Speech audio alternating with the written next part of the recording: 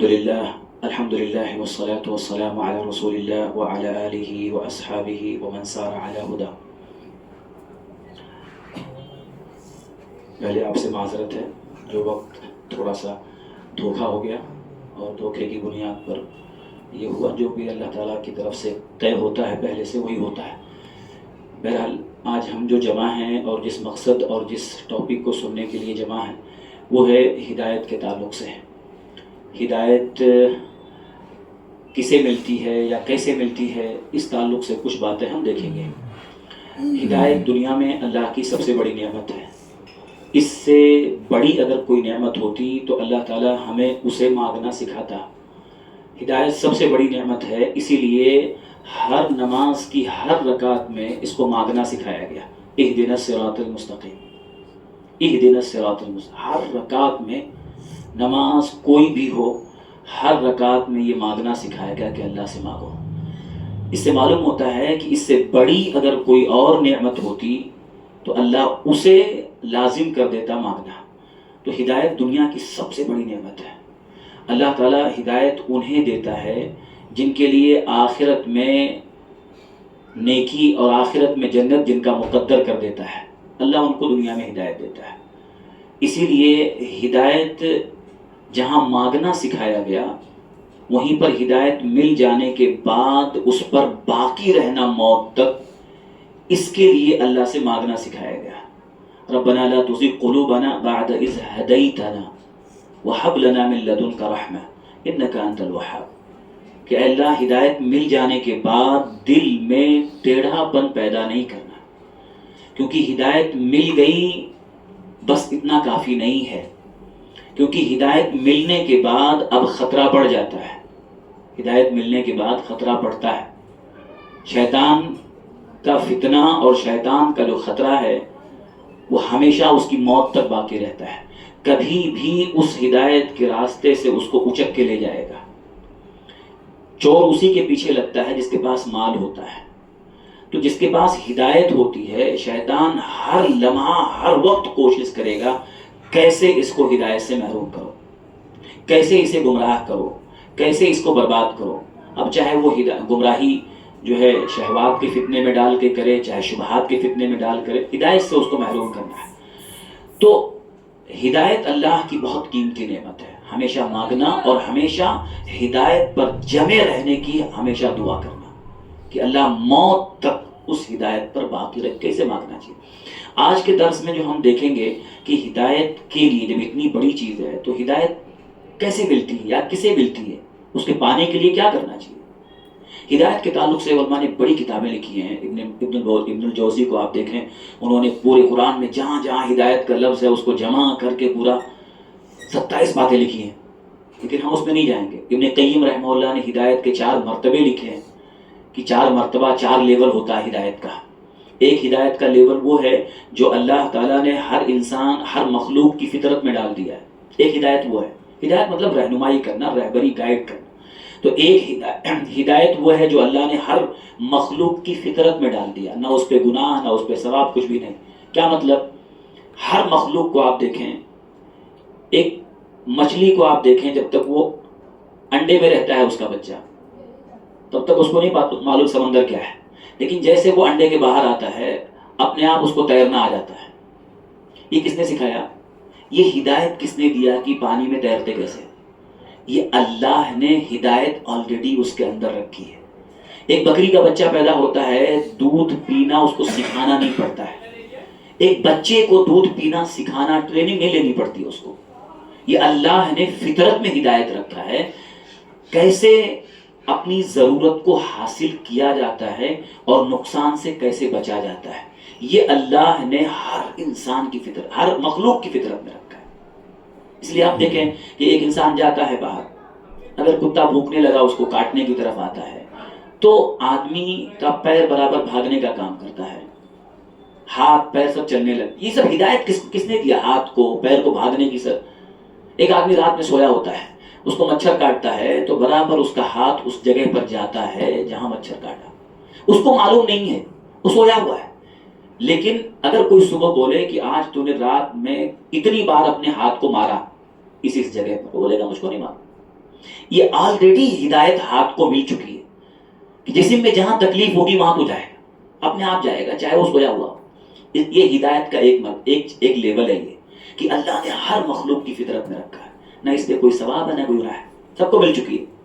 ہدایت کا دوسرا لیول یہ ہوتا ہے کہ جو اللہ تعالی رسولوں کو بھیج کر دیتا ہے، صحیح کیا ہے غلط کیا ہے، اس دنیا میں حق کیا ہے باطل کیا ہے، کیا چیز ہے جو اللہ پسند کرتا ہے، کیا ہے جو پسند نہیں کرتا ہے، اللہ کی رضا کس میں ہے کس میں نہیں ہے، یہ بتانے کے لیے ایک ہدایت ہوتی ہے۔ اور یہ ہدایت اللہ کیسے دیتا ہے؟ رسولوں کو بھیج کے۔ ہر دور میں اللہ نے یہ ہدایت کا ایک سلسلہ شروع کیا کہ اللہ کو کیا پسند ہے کیا پسند نہیں ہے، یہ کیسے معلوم چلے گا؟ اپنی عقل پہ دیکھو کہ ہاں میری عقل میں جو آ رہا ہے یہ اچھا کر لو۔ اللہ نے ایسا انسان کو چھوڑ نہیں دیا، جاؤ جو تمہاری عقل میں آئے وہ کر لینا، وہی صحیح ہے، عقل میں جو آئے غلط وہ چھوڑ دینا، نہیں۔ وَإِنَّ عَلَيْنَا لَلْهُدَى، اللہ نے کہا جہاں پیدا اللہ نے کیا وہیں اللہ نے کہا ہدایت دینا ہمارے ذمہ ہے، ہدایت دینا اللہ کے ذمہ ہے۔ اس لیے اللہ نے شروع سے نبیوں کا سلسلہ جاری کیا اور نبیوں کو کتابیں دی تاکہ نبیوں کے جانے کے بعد، رسولوں کے جانے کے بعد وہ کتاب باقی رہے لوگوں کو ہدایت دینے کے لیے۔ یہ اللہ نے کیا۔ یہ جو ہدایت ہے دوسرا جو لیول ہے، اس میں یہ انسان اور جنات کے لیے ہے اور مخلوق کے لیے نہیں ہے۔ پہلی ہدایت سب کے لیے تھی، یہ جو ہدایت ہے جو اللہ نے رسولوں کو بھیجا ہے یہ جنات انسان کے لیے ہے۔ اب اس میں ایک انسان کی کامیابی اس میں چھپی ہے کہ جو رسول لے کے آئے اور جو کتاب ملی، جو آسمان سے اللہ کی طرف سے آیا اور جو رسول کی زبان سے نکلا، اس پہ قائم رہے تو ہدایت پر ہے، اس سے ہٹا گمراہ ہو گیا۔ اس لیے اللہ نے کہا وَأَمَّا ثَمُودٌ فَهَدَيْنَاهُ فَاسْتَحَبُّوا الْعَمَىٰ عَلَى الْهُدَىٰ، ہم نے قوم سمود کو بھی ہدایت دی تھی، رسول آئے لیکن انہوں نے اندھے پن کو پسند کر لیا ہدایت کے مقابلے میں۔ ابھی جو ہدایت اللہ کی طرف سے آئی ہے رسول کی شکل میں یا کتاب کی شکل میں، اس میں انسان کی کامیابی اور ناکامی چھپی ہے۔ ہدایت کا تیسرا لیول ہوتا ہے کہ اللہ کسی انسان کے دل میں خود سے ہدایت ڈال دے۔ یہ سب کے ساتھ نہیں ہوتا ہے، بہت خاص مقرب بندے اللہ کے ہوتے ہیں، وہ اللہ کرتا ہے کہ اللہ تعالیٰ خود سے کسی کے دل میں ہدایت کی توفیق اس کو اللہ دیتے۔ اللہ اس کو توفیق، کتنے لوگ ہوتے ہیں جن کو اللہ تعالیٰ دنیا میں ایسے ہی یعنی حق سے محبت پیدا کر دیتا ہے، آٹومیٹک کو پھر پڑھنا شروع کر دیتا ہے، دھیرے دھیرے چلا آتا ہے۔ یہ اللہ کی طرف، نہ اس کے پاس کوئی رسول گیا، نہ اس کے پاس کوئی کتاب اس کو ملی، اس کے دل میں ایسا آیا، اللہ نے اس کے دل میں ڈالا کہ بھئی حق کیا ہے غلط کیا ہے باطل کیا ہے۔ اور اللہ جن کو چن لیتا ہے ان کے دل میں ہدایت ڈالتا ہے۔ یہ کسی نبی کے بھی ہاتھ میں نہیں ہوتا ہے، نبی بھی کسی کے دل میں ہدایت نہیں ڈال سکتے۔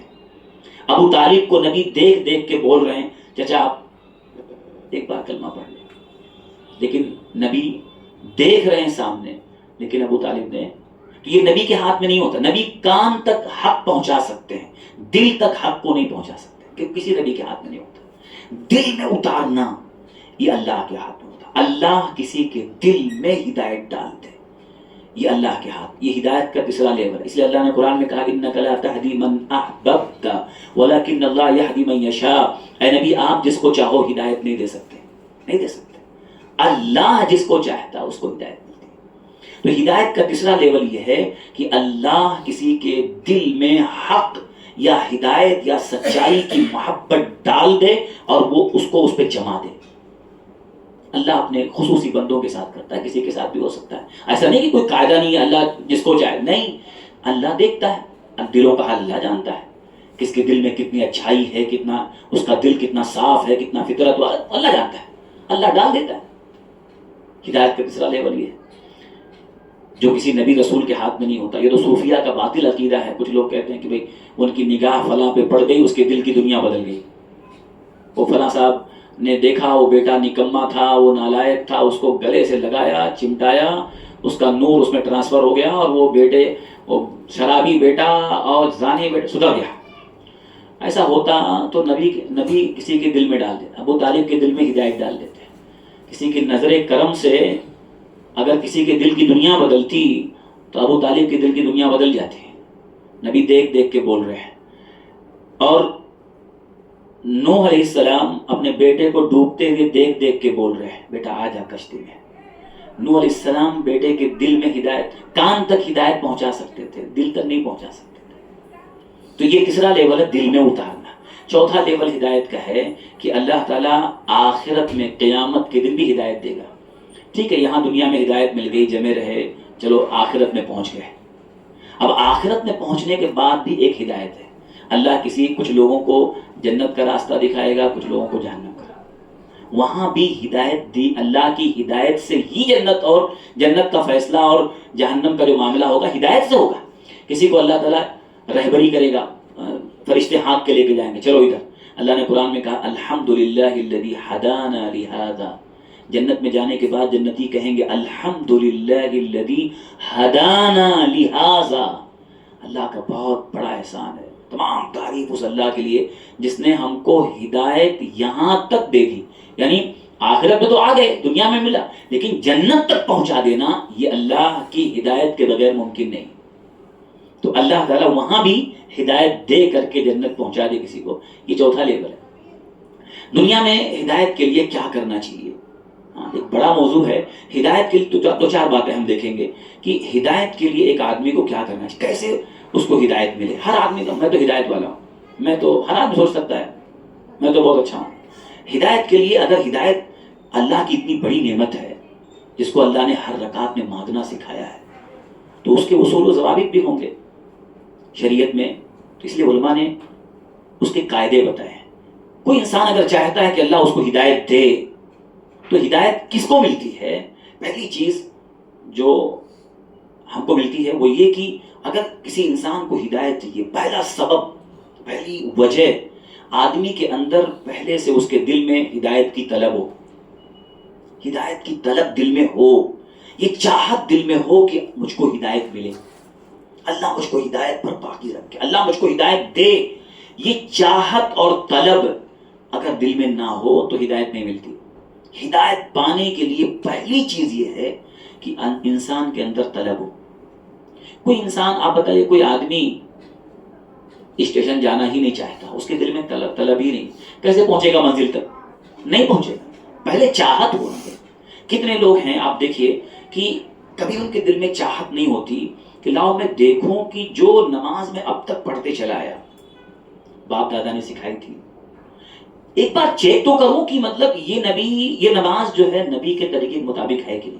بہت سارے لوگوں کی مثال دے رہا ہوں میں، کتنے لوگ نماز پڑھ رہے ہیں، ٹھیک ہے، کبھی دل میں یہ تڑپ نہیں ہوتی چاہت کہ لاؤ اپنی نماز چیک کریں.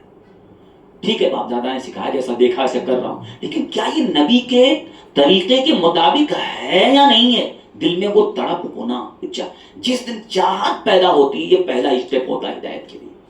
دل میں چاہت جب پیدا ہوتی تو آدمی سوال کرتا ہے، آدمی پوچھتا ہے، آدمی تحقیق کرتا ہے.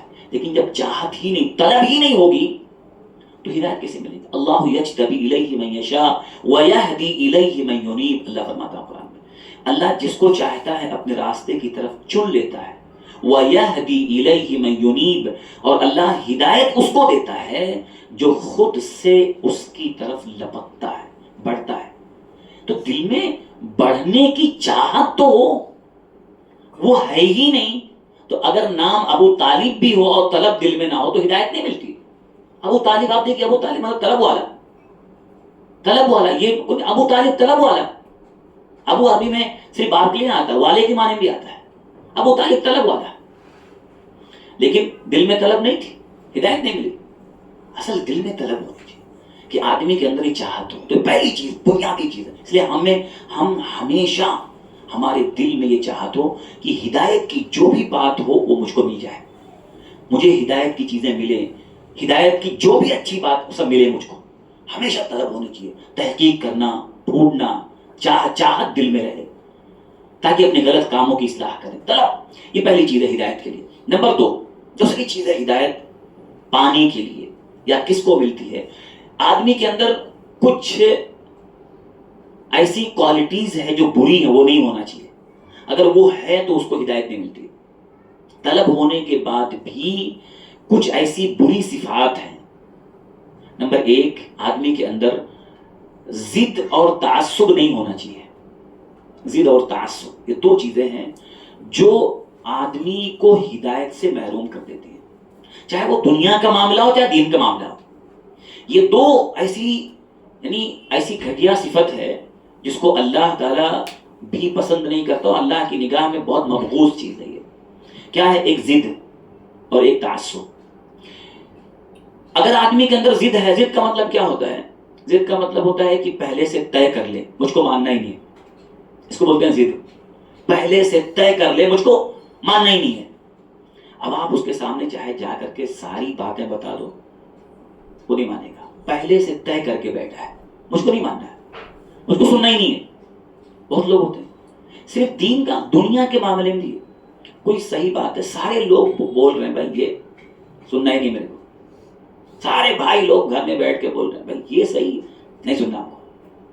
دنیا کے معاملے میں ہو چاہے دین کے معاملے میں ہو, رہنمائی اور ہدایت, صحیح راستہ تبھی آدمی کو ملتا ہے جب آدمی کے اندر ضد نہ ہو, ضدی آدمی نہ ہو. اللہ کے نبی کی حدیث صحیح بخاری کی روایت ہے, ان ابغض الرجال الى اللہ الالد الخصم. اللہ کی نگاہ میں سب سے زیادہ مبغوض آدمی, ناپسندیدہ آدمی, جس کو نفرت سے جس کو دیکھا جائے یا جس کے لیے دل میں نفرت ہو, مبغوض آدمی, جس کے اوپر غضب نازل ہو اللہ کی نگاہ میں سب سے مبغوض آدمی وہ ہے, ناپسندیدہ آدمی وہ ہے الالد الخصم, جو سخت ضدی اور جھگڑالو. ضدی آدمی, ضد کی بس اڑا ہے, ہم کو سننا ہی نہیں. اس لیے عربی میں الد کہتے ہیں نا, مطلب ہمیشہ اپوزٹ میں رہے. لدید الوادی, وادی جیسے کوئی کنارہ ہوتا ہے سمندر, یعنی دریا ہے, اس کے دو کنارے ہوتے ہیں. اگر آپ ادھر کنارے کھڑے ہو گئے تو ادھر جائے گا اٹھ کے, ہمیشہ ضد میں رہے گا, مخالفت ہمیشہ. یہ ضد ہوتا ہے بلا کسی وجہ کے ضد. تو ضد اگر آدمی کے اندر ہے تو ہدایت نہیں ملتی. تو یہی چیز یہود کے اندر تھی. اچھا, تو دوسری چیز کیا ہے؟ صرف تعصب. ضد اور تعصب جوڑی ہے. تعصب کہتے ہیں اپنے اور پرائے کا فرق, اپنے اور پرائے کا فرق. میرا بولے گا تو مانوں گا, تیرا بولے گا تو نہیں مانوں گا. میرا عالم بولے گا تو مانوں گا, تیرا عالم بولے گا نہیں مانوں گا. یہ کہاں سے لائے بھائی؟ میری جماعت والا بولے گا تو مانوں گا, تیری جماعت والا بولے گا تو نہیں مانوں گا. حق بات کو قبول کرنے کے لیے اگر آدمی کے اندر تعصب ہے وہ کبھی ہدایت نہیں پائے گا. ضد ماننا ہی نہیں, سننا ہی نہیں. اب آپ اس کے سامنے پوری قرآن کی آیت اس کا کھول کے رکھ دو, حدیث کچھ نہیں کام کا. ضدی آدمی. تعصب اپنے اور پرائے کا فرق. میرا بولے گا تو مانو بھئی, حق بات حق ہے چاہے دیوار پہ لکھی ہو, بولنے والا کون ہو کوئی بھی ہو. اصل انسان کی شرافت یہ ہے یا اس کے کردار کی پختگی یہ ہے کہ وہ یہ نہ دیکھے کہ مطلب بول کون رہا ہے, اصل یہ ہے کیا, سچائی ہے کہ نہیں, حق ہے کہ نہیں. حق کو حق کی بنیاد پہ ماننا یہ اصل انسان کے کردار کی پختگی ہے. صحابہ کے سامنے پہلے سے کوئی ڈیمو نہیں تھا, مثال نہیں تھی. صحابہ نے حق کو کیسے مانا؟ انہوں نے اس کو سچ ہونے کی بنیاد پہ مانا. پہلے سے کچھ تھا نہیں کہ پہلے سے ان کے سامنے کوئی مثال نہیں ہو. حق آ گیا, ٹھیک ہے, مان لیا. تو یہ جو ضد اور تعصب یہی یہود کے اندر بھی تھی. یہود کے بارے میں اللہ فرماتا ہے یعرفونہ کما یعرفون ابناءہم. اللہ نے قرآن میں ذکر کیا کہ یہود نبی کو ایسے ہی پہچانتے ہیں جیسے اپنے بیٹوں کو پہچانتے ہیں. یہود نبی کو اپنے بیٹوں کی طرح پہچانتے تھے. اللہ نے بیٹے کی مثال کیوں دیا؟ لاکھوں کا مجمع ہونا, لاکھوں کی بھیڑ ہو, اس بھیڑ میں اگر آدمی اپنے بیٹے کو دیکھ لے تو اس کو اپنے بیٹے کو پہچاننے میں ذرا بھی دقت نہیں آئے گی. کوئی بھی انسان ہو, اپنے بیٹے کو پہچاننے میں کوئی آدمی اس کو ذرا بھی دقت نہیں, چاہے کتنا بڑا مجمع ہو, سامنے اگر دیکھ لے پہچان لے. اللہ نے کہا اے نبی, یہ یہود نبی کو, محمد الرسول اللہ صلی اللہ علیہ وسلم کو ایسے ہی پہچانتے, اتنا اچھی طرح پہچانتے ہیں جیسے اپنے بیٹوں کو پہچانتے ہیں.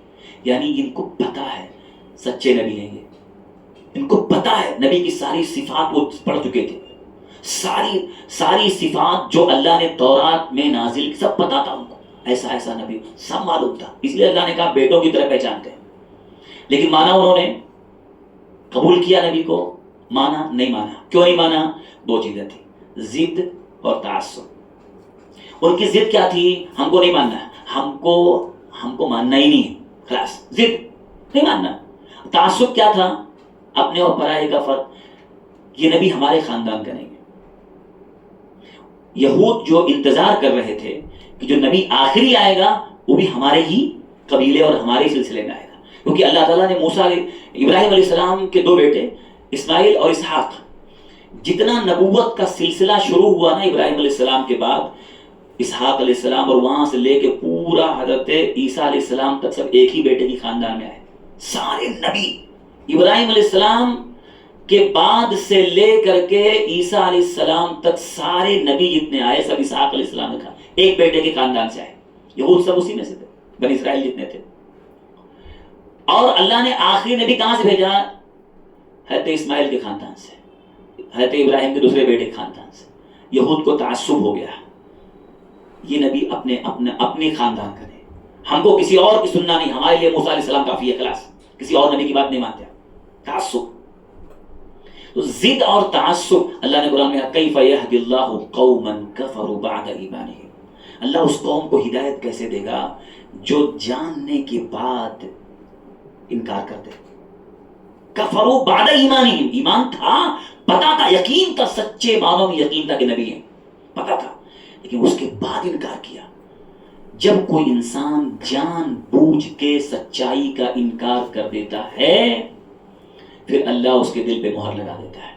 پھر اللہ نے ان یہود کے لیے جو اللہ نے پورا ہمیشہ کے لیے جو فباؤ بغضب من اللہ، جو اللہ نے قرآن میں کہا ضربت علیہم الذلۃ والمسکنۃ، جو اللہ نے قرآن میں کہا ہمیشہ کی ذلت اور رسوائی اللہ نے تھوپ دیا ان کے اوپر، ہمیشہ ذلیل ہوں گے اللہ کے نگاہ.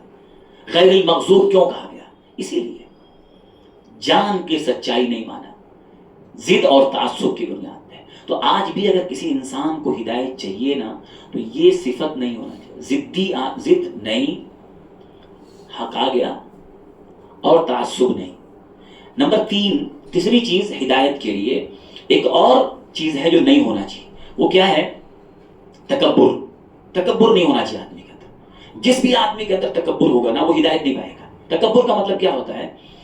تکبر کا مطلب یہ ہوتا ہے کہ آدمی یہ دیکھے، جسے مثال دیتا ہوں میں. تکبر یہ نہیں کہ ایک آدمی اچھا کھائے اچھا پہنے، تکبر نہیں.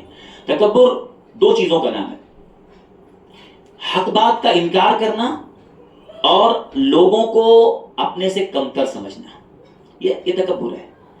اب کوئی آدمی دیکھتا ہے، مان لیجیے کوئی عالم صاحب ہے، انہوں نے فتویٰ دے دیا کوئی، یا کوئی بات کہہ دیا، اور بعد میں کس کو جا کے بتاتا ہے کہ یہ دیکھو غلط ہے، قرآن کی یہ آیت ہے، یہ حدیث ہے. اب وہ عالم صاحب دیکھ رہے ہیں بات تو صحیح ہے، لیکن اب میں ایک بات بول گیا ہوں، سماج میں میری عزت ہے، 4 لوگ مجھ کو سلام کرتے ہیں، اتنا بڑا میرا مقام ہے، میں اگر اپنی بات سے رجوع کیا ہے لوٹا تو میری بے عزتی ہو جائے گی، لوگوں کی نگاہ میں میرا ویلو کم ہو جائے گا. اب وہ کیا کرتا ہے، یا کوئی بھی آدمی جس کی سماج میں تھوڑا ویلو ہوتی ہے، وہ اللہ کی طرف سے آئے ہوئے حق کو لوگوں کے دلوں میں اپنی جگہ باقی رکھنے کے لیے اللہ کے حق کو انکار کر دے، یہ تکبر ہے. تکبر اسی کا نام ہے کہ آدمی اپنی بڑائی کو قائم رکھنے کے لیے حق کا انکار کرتے ہیں. اس لیے جب نبی سے پوچھا گیا، اللہ کے رسول، اللہ کے نبی فرمایا کہ جب وہ آدمی جنت میں نہیں جائے گا، صحیح مسلم کی روایت میں، کہ وہ آدمی جنت میں نہیں جائے گا جس کے دل میں رائی کے دانے کے برابر تکبر ہوگا. تو فوراً صحابی نے پوچھا، اللہ کے رسول، ایک آدمی چاہتا ہے کہ اس کے جوتے کا تسمہ پھیتا بھی اس سے اچھا کسی کا نہ ہو، دل میں آتا نہ سب سے اچھا پہنوں، اچھا کھاؤں، کیا یہ بھی تکبر ہے؟ تو نبی نے کہا ان اللہ جمیل یحب الجمال، اللہ خوبصورت ہے، خوبصورتی کو پسند کرتا ہے. اچھا کھانا، اچھا پہننا، برانڈ کھانا، برانڈ پہننا، برانڈ پینا، کوئی تکبر نہیں ہے، کہہ سکتے ہیں، کوئی مسئلہ نہیں. نبی نے فرمایا ان اللہ جمیل یحب الجمال. آگے نبی نے فرمایا تکبر کس کا نام ہے؟ آپ فرماتے ہیں الکبر بطر الحق وغمط الناس. تکبر یہ ہے کہ آدمی حق کا انکار کر دے، نہ مانے، اور لوگوں کو اپنے سے کمتر سمجھے. یہ دین کے معاملے میں، دنیا کے معاملے میں دونوں ہوتا ہے. دنیا کے معاملے مان لیجیے کوئی ٹیچر پڑھا رہا ہے، اسکول میں کوئی ٹیچر پڑھا رہا ہے، اب وہ مان لیجیے میتھمیٹک پڑھا رہا ہے، کوئی غلط اس نے لکھ دیا یا غلط حساب کر دیا، کوئی بچہ اسٹوڈنٹ بول دیا سر وہ تھوڑا جوڑنے میں غلط ہے، یا اب یہ تکبر ہے، اب وہ اس کو بچہ مجھ کو ٹوک دیا، غلطی تو ہے صحیح، چپ رہو، میں بڑا کہ تم بڑے، میں جانتا ہوں کہ تم جانتے ہیں۔ یہ جو معاملہ ہوتا ہے نا کہ اس کو پتہ ہے غلط ہے، لیکن بولنے والا ٹوکنے والا تھوڑا چھوٹا ہے، تو آدمی کیا کرتا ہے کہ حق بات صحیح بات ہے، وہ سچ ہے وہ، لیکن اس لیے نہ مانے، انکار کر دے اپنی بڑائی کے لیے، میں بڑا۔ ایسے بہت سارے لوگ، آپ دیکھیے کسی کو بتائیے یہ غلط ہے، ارے تم آئے ہو آج بتانے کے لیے، جمعہ 8 دن اتنا دن سے میں یہ کام کر رہا ہوں، آج تک کسی نے ٹوکا نہیں مجھ کو۔ نہیں ٹوکا کسی نے تو اس کا مطلب تھوڑی صحیح ہے، صحیح تو وہ ہے جو دلیل کی روشنی میں صحیح ہو۔ تو یاد رکھیں یہ تکبر بھی انسان کے اندر نہیں ہونا چاہیے۔ اللہ کے فرماتے ہیں حدیث میں وما تواضع احد للہ الا رفعہ اللہ، کہ جب بندہ اللہ کے حق کے سامنے اپنے آپ کو جھکا دیتا ہے، تواضع مطلب اپنے کو چھوٹا بنانا، حق کے مقابلے میں چھوٹا بنانا، اللہ اس کو بلندی دیتا ہے۔ اللہ کے ہاں قاعدہ یہ ہے کہ جو چھوٹا بنتا ہے اللہ اس کو بلندی دیتا ہے، اور جو حق کے مقابلے میں بڑا بنتا ہے، حق کا انکار کرتا ہے، اللہ اس کو ذلیل کرتا ہے۔ تو تکبر نہیں ہونا چاہیے۔ ایسے ہی ایک چوتھی چیز یہ ہے کہ آدمی کے اندر حق بات قبول کرنے میں بہادری بھی ہونا چاہیے، بزدلی نہیں ہونا چاہیے۔ یہ بھی ایک سبب ہے، ایک وجہ ہے حق بات ہدایت کو پانے میں۔ بہت سارے لوگ حق جانتے ہیں لیکن ڈر کی وجہ سے نہیں مانتے۔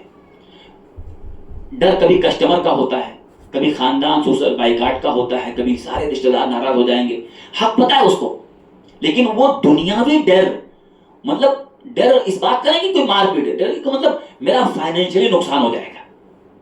اب ایک آدمی دیکھتا ہے کہ میرے دکان کے سارے کسٹمر یہ سب فلاحی جماعت کے لوگ ہیں، اب اگر میں ان کے سامنے بولا کچھ تو سب کسٹمر آنا بند ہو جائے، حالانکہ اس کو پتا ہے حق بات اور سچائی جو ہوتی ہے نا اس کو قبول کرنے میں آدمی کو بہادر بھی ہونا چاہیے، ڈر نہیں۔ ہاں ڈر کا مطلب یہ بھی نہیں کہ آدمی کوئی غلط حرکت کرے یا مطلب جو ہے اصولوں کے خلاف کام کرے، نہیں، ہمیشہ اصول کے قاعدے میں رہے، لیکن سچائی ماننے میں ڈر نہیں۔ اب دیکھیے موسیٰ علیہ السلام کا مقابلہ ہوا جادوگروں سے، سارے جادوگر آئے تھے موسیٰ علیہ السلام کو ہرانے کے لیے۔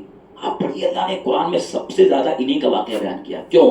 آپ کبھی غور کیجئے کہ سب سے زیادہ کیوں واقعہ آیا، بار بار کیوں آیا؟ سب سے زیادہ موسیٰ اور فرعون کا جو واقعہ اللہ نے قرآن میں ذکر کیا، سارے نبیوں سے زیادہ ذکر کیا ہے۔ یہ اس میں اتنے اسباق ہیں، اتنے لیسن ہیں، اتنے لرننگ کے لیے اس میں اتنا وہ ہے، سبق ہے کہ آپ حیران رہ جائیں گے ہر معاملے میں۔ سارے جادوگر آئے، فرعون بلا کے لایا، پورا ایک ٹاپ لیول کے اپنے اپنے ماہر لوگ تھے اپنے جادو میں۔ مقابلہ شروع ہوا ہے، شروع ہونے سے پہلے ان لوگوں نے فرعون سے پورا وعدہ انعام طے کر لیا کیا ملے گا، اور فرعون نے ان کا انعام بھی طے کیا کیا ملے گا، تم ہمارے قریبی ہو جاؤ گے، ہاں ایک دم بالکل ہماری خاص کیبنٹ میں تمہارا مقام۔ بھائی کسی کو کیبنٹ منتری بنا کے بتا، بڑا معاملہ ہے۔ فرعون نے یہی کہا تو ہمارے مقربین قریبی ہمارے سب ارد گرد رہنے والے مشورہ اس میں تمہارا شمار ہوگا، ان کو وہ عہدہ دوں گا، عہدہ وہ ملے گا، باقی دنیا کا جو ملنا ہو تو ملے گا ہی ملے گا۔ اس نے پورا عہدہ دینے کے لیے تو موسیٰ کو ہرا دو بس۔ مقابلہ شروع ہوا، مقابلہ شروع ہونے کے بعد آپ دیکھیں پہلے ان لوگوں نے کہا موسیٰ علیہ السلام سے تم پہلے کرتے کہ ہم کرتے، جو کرنا ہے۔ موسیٰ علیہ السلام نے کہا نہیں، پہلے تمہیں کو جو کرنا ہے کرو۔ ان لوگوں نے کیا اپنی لاٹھی اور رسی ڈال دیا، اللہ نے قرآن میں کہا لاٹھیاں اور رسیاں ڈالا تھا، حبالہم وعصیہم، ان کی لاٹھیاں اور رسیاں تھیں، لیکن وہ لاٹھی اور رسی وہ دکھ رہا تھا لوگوں کو کہ سانپ ہے، یخیل الیہ، خیال میں آ رہا تھا۔ جادو سے کسی چیز کی حقیقت نہیں بدلتی، رہتی ہے وہی، آنکھ جو دکھاتی ہے وہ دکھتا ہے، دماغ پہ جادو کا اثر ہوتا ہے، اور دماغ جو دکھاتا ہے آنکھ وہی دیکھتی ہے۔ یہ قرآن کہتا ہے یخیل الیہ، خیال میں آ رہا تھا کہ سب لاٹھیاں رسیاں سب سانپ ہیں، اور یہ خیال موسیٰ علیہ السلام کو بھی آیا، وقتی طور پہ موسیٰ علیہ السلام پہ بھی اثر ہوا، نبی ہیں وہ، لیکن اس کا اثر سحر کا اثر ہوا۔ اللہ نے خود قرآن میں کہا بِسِحْرِهِمْ أَنَّهَا تَسْعَىٰ، ان کے جادو کے اثر کی وجہ سے سب کو لگ رہا تھا کہ سب سانپ ہیں، دوڑ رہے ہیں۔ موسیٰ علیہ السلام بھی ڈر کے تھوڑا بھاگے، اللہ قرآن میں کہتا ہے اللہ نے کہا لا تخف، اے موسیٰ بھاگ مت، ڈر مت، آگے بڑھ، اپنی لاٹھی کو ڈالتے ہیں۔ موسیٰ علیہ السلام نے ڈالا، اس نے کیا کیا، تھوڑی، اب موسیٰ علیہ السلام کا بھی سانپ بن گیا، لاٹھی سانپ بنا۔ یہ معجزہ تھا، پہلے جو سانپ بنا وہ جادو تھا، یہ جو سانپ بنا وہ یہ جادو اور معجزے کا فرق ہے۔ جادو سے کسی چیز کی حقیقت نہیں بدلتی، جادو سے کسی چیز کی حقیقت نہیں بدلتی، لیکن معجزے میں وہ چیز بدل جاتی ہے، معجزے بدل جاتا ہے۔ تو موسیٰ علیہ السلام کا معجزہ تھا، سانپ بڑا بڑا سانپ بنا، جتنا کچھ دکھ رہا تھا سب کو نگل گیا۔ یہ جب دیکھا جادوگروں نے، اللہ نے قرآن میں کہا سارے کے سارے سجدے میں گر گئے، سجدے میں گر گئے۔ انہوں نے حق پہچانا، فوراً قبول کر لیا۔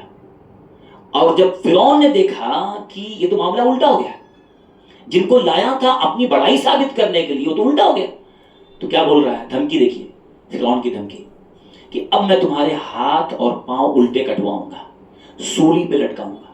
سولی کا مطلب پھانسی نہیں ہوتی تھی، سولی کا مطلب جو ہے کسی درخت پہ کہیں بھی باندھ کے لٹکا دو، چھوڑ دو ایسے ہی، چیل کوے آ کر کے آدمی وہیں نوچتے کھاتے رہے، ایسا مر جائے، ایسا وہ سولی ہوتی تھی۔ اس طرح کا معاملہ نہیں ہوتا تھا کہ بھائی پھانسی ختم ایک بار میں، کہا اب تم کو سولی پہ، ہاتھ پاؤں الٹے کٹوا کے سولی پہ لٹکاتا ہوں تب۔ لیکن ان کا جملہ آپ دیکھو، اللہ نے قرآن میں جو ذکر کیا ہے جادوگروں کا جملہ قالوا لا غیر، قالوا لا، جب فرعون دھمکی دے رہا ہے قالوا لا غیر، اے فرعون جو چاہے کر لے، فقد ما انت بقاضٍ، کوئی بات نہیں ہے، تو جو چاہے کر لے، اب ہم پلٹنے والے نہیں ہیں، تو جو کرے گا وہ دنیا میں کرے گا، تیرا پاور صرف دنیا تک ہے، اب ہم حق پہچان چکے ہیں۔ سوال یہ ہے اتنی ڈیرنگ کہاں سے، جو میں دلیل دینا چاہتا ہوں کہ اتنی ڈیرنگ آئی کہاں سے؟ تھوڑی دیر پہلے یہی جادوگر فرعون کے آدمی تھے، پورا انعام مانگ رہے تھے کیا ملے گا، تھوڑی دیر کے بعد بدل گئے اور فرعون کی دھمکی کے مقابلے میں ڈٹ کے بول گئے جو چاہے کر لے۔ یہ ڈیرنگ کہاں سے آتی ہے؟ جب آدمی حق بات دیکھنے کے بعد، سچائی دیکھنے کے بعد قبول کر لیتا ہے نا، اللہ اس کو اتنا بہادر بنا دیتا ہے کہ وہ بڑے سے بڑے فوج کے سامنے بھی کھڑا ہو کر کے اکیلے بولے جو چاہے کر لو۔ یہ ڈیرنگ حق بات قبول کرنے کے بعد آتی ہے۔ کبھی کسی گاؤں میں آپ دیکھیں سارے کے سارے لوگ ایک ہی جماعت، بدعت، اور صرف اکیلا ایک آدمی پورے گاؤں کے اندر اکیلا ہوتا ہے، لیکن اللہ اتنی ہمت دیتا ہے، اکیلے رہتا ہے، وہ ڈیرنگ آتی ہے، وہ ایمان کی تقویت کی دلیل ہوتی ہے، اللہ اتنا مضبوط کر دیتا ہے۔ اس لیے میں نے کہا نا، چوتھی چیز ہدایت پانے کے لیے آدمی کو اندر سے بہادر بھی ہونا ہے، بزدل نہیں ہونا چاہیے۔ حق بات آئے نا تو ڈرنا نہیں، یہ نقصان ہو جائے گا، سماج کے لوگ بائیکاٹ کر دیں گے، وہ کسٹمر آنا بند ہو جائیں گے، تو یہ لوگ ہم سے سلام کرنا بند کر دیں گے۔ کیا ہے بھائی، حق بات آئے قبول کر، جس دن قبول کرے گا اسی دن اللہ تم کو بہادر بنا دے گا، اور اللہ تمہارے سارے اسباب بھی جو نقصان کے ہیں وہ ختم کر دے گا، سب صحیح کر دے گا۔ تو یہ سب اسباب ہیں، اور بھی اس میں بہت ساری چیزیں ہیں جو 8 10 15 باتیں علماء نے ذکر کی ہیں کہ بھئی ہدایت پانے کے لیے اور کیا کرنا چاہیے، لیکن وقت کے حساب سے آج ہم نے 3 4 باتیں دیکھی۔ ایک انسان کو ہدایت چاہیے تو نمبر 1 دل میں طلب ہو، تڑپ ہو، چاہت ہو کہ مجھ کو چاہیے۔ نمبر 2 ضد اور تعصب اس کے اندر نہ ہو۔ 3 تکبر نہ ہو، اپنی بڑائی نہیں، حق کے سامنے چھوٹا بننے کا۔ 4 آدمی کے اندر بزدلی نہ ہو، حق بات آئے تو بزدل نہ بنے، قبول کرنے میں اس کو جو ہے بہادر بننا چاہیے۔ اور آخری بات یہ ہے کہ حق بات کے قبول کرنے میں، ہدایت پانے میں ہمیشہ پیمانہ جو ہے نا وہ قلت اور کثرت، میجورٹی اور مائنارٹی کو نہ دیکھے، یہ بہت بڑا سبب ہے۔ اگر ہدایت چاہیے تو ہمیشہ کیا دیکھنا چاہیے؟ دلیل، میجورٹی مائنارٹی نہیں، کون سی بات زیادہ لوگ بول رہے ہیں، کون سی بات کم لوگ بول رہے ہیں، یہ دیکھ کے فیصلہ اگر کرے گا تو گمراہی کے ایسے کھڈے میں جائے گا کبھی نکل نہیں پائے گا۔ آج ایک بڑا طبقہ مسلمانوں کا بھی ہو، لوگوں کا بھی ہو، کہ وہ ہدایت کے معاملے میں کیا دیکھتے ہیں، یہ جو تم بول رہے ہو ٹھیک ہے لیکن بات تو تمہاری صحیح دکھ رہی ہے، لیکن اتنے لوگ غلط، کیا اتنے لوگ جو بول رہے وہ۔ تو آدمی کے دل میں یہ جو کثرت اور قلت، یہ ہدایت کا پیمانہ نہیں ہے۔